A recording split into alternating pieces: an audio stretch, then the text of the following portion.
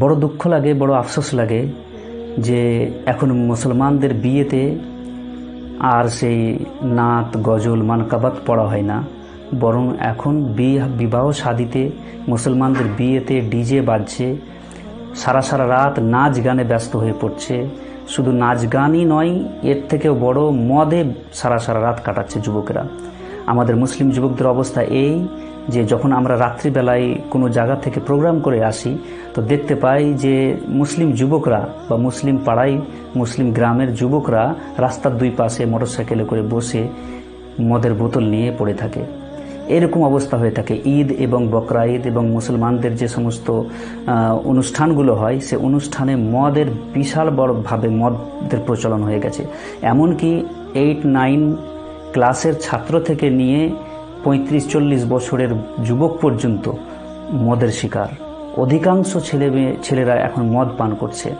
কিছুদিন আগে একটা বিয়েতে যাওয়া হলো, আমি গেছিলাম, সেখানে দেখলাম যে শুনলাম নাকি দুলহার যার বিবাহ হচ্ছে সে তার বন্ধু বান্ধবরা এটা আবদার করেছে যে তাদেরকে কি করা হোক, 2 থেকে 3 হাজার টাকা দেওয়া হোক, তারা মদ খাবে।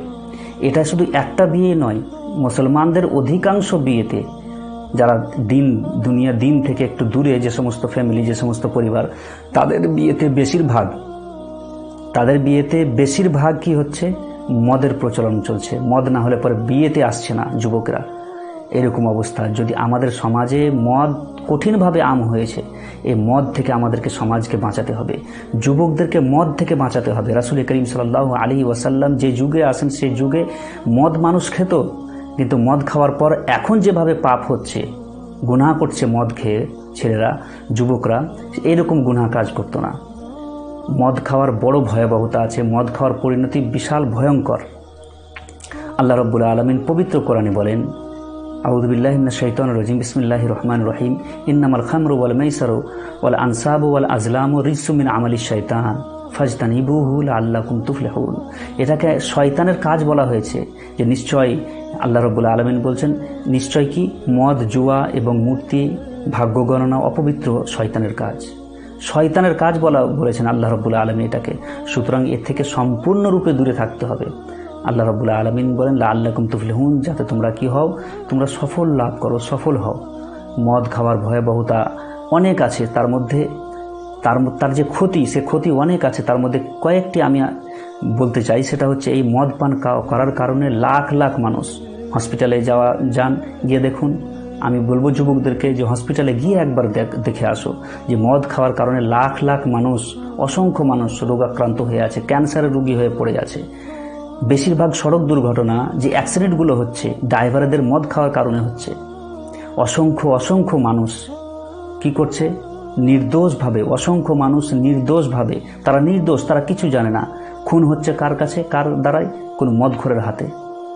বহু স্ত্রী মদখোর স্বামীর অত্যাচারের শিকার হচ্ছে। স্বামী স্ত্রীর মধ্যে মিল মহব্বত থাকে না, বাড়ির মধ্যে কলহ বিদ্বেষ চলছে মদের কারণে। অনেক নিষ্পাপ শিশু মদখোর পিতার কারণে এতিম হচ্ছে, দাঁড়ে দাঁড়ে ট্রাফিকে সিগন্যালে তারা ভিক্ষা চাইছে। গরিব অসহায় তারাও বড় হয়ে কি করবে, এই কাজই করবে, কারণ তাদের লালন পালন, তার শিক্ষা, তার জীবন, তার ভবিষ্যৎকে নষ্ট করে ফেলছে এরকম মদখোর পিতা। বেশিরভাগ গুনাহ, বড় বড় গুনাহ, তার মধ্যে বিশেষ করে ধর্ষণের মতো গুনাহ এই মদ খাওয়ার কারণে হচ্ছে।